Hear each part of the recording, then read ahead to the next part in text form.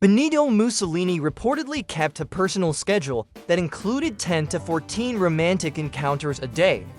His office in Palazzo Venezia had a custom-built couch just for these meetings.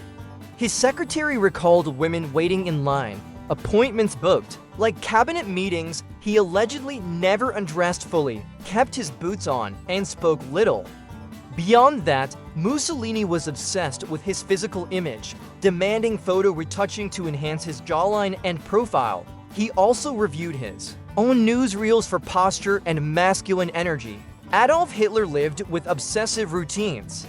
He hated being touched, avoided meat, and had dinner at the same hour every day. No variation, but the whispers behind the walls that he preferred humiliation in private, not power. His niece Jelly Roble allegedly described scenes of emotional control and bizarre requests before her sudden, mysterious death. Add to that reports of his personal doctor injecting him daily with strange animal extracts, and you have a man as tightly wounded, privately as he was publicly.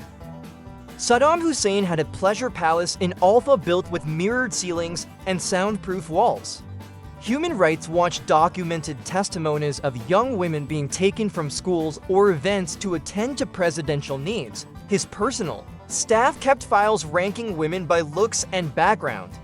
He wrote erotic fiction under a pseudonym, Zabiba and the King, filled with metaphors about power and obedience. The novel was published anonymously, but widely believed to be his work. Kim Jong-il collected over 20,000 foreign films, including European adult cinema, and kept a private theater under his compound. He allegedly formed an elite performance group, the Mornbong Band, handpicked not only for musical ability, but appearance. There were whispers that auditions involved more than singing. But no one dared ask questions twice in Pyongyang. Franco banned women from wearing bikinis, censored romance novels, and imposed strict Catholic family laws. Yet in his private residence at El Pardo, servants recalled a hidden collection of classical nude art kept behind locked doors. He required his wife to dress modestly even indoors and slept in a separate room. According to a Spanish courtier's memoir, Franco demanded female staff avoid perfume and jewelry, calling them disruptive to the moral order. Joseph Stalin allegedly maintained surveillance on his own romantic partners. According to Soviet defector Alexander Orlov, Stalin's inner circle was instructed to report back on the emotional tone of his guests. His second wife, Nadezhda Alliluyeva, died by suicide in 1932 after accusing him of cruelty and cheating. Former mistresses described him as controlling and unemotional. He was also known to screen love poems for ideological corruption, reportedly editing the personal content out before allowing publication. Mobutu Sese Seko made fashion political. He wore animal print robes, gold canes, and wraparound sunglasses, and expected guests to do the same. His companions were flown in, briefed, and allegedly dressed in coordinated colors. One diplomat described his estate as part runway, part ritual. His romantic life? Dictator of Zaire liked to have women flown in from all over the world. But the weirdest part, he made them sign loyalty agreements before spending time with him.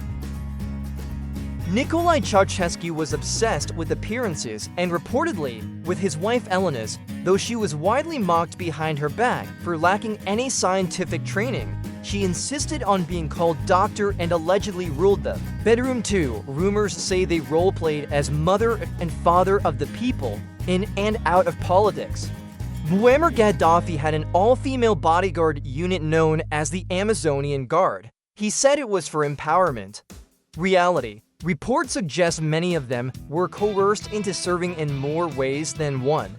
His compound had secret rooms, allegedly used for abuse. Survivors described it as a palace of fear disguised as a feminist fantasy.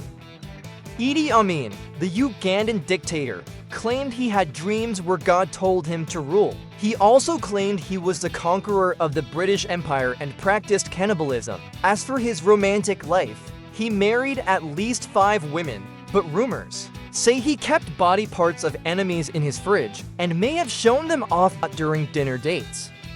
Vladimir Lenin's personal letters to Inessa Armand reveal an intense relationship that was more than political. He referred to her as his beautiful torment and begged her to punish him when he failed her. Trotsky later mocked Lenin's bourgeois passions, but it seems the father of the Bolshevik Revolution had a thing for submission and long-distance love letters. Napoleon Bonaparte reportedly had an extreme scent preference. He wrote to Josephine, "Don't wash." He liked her natural smell so much he'd time his visits between her baths.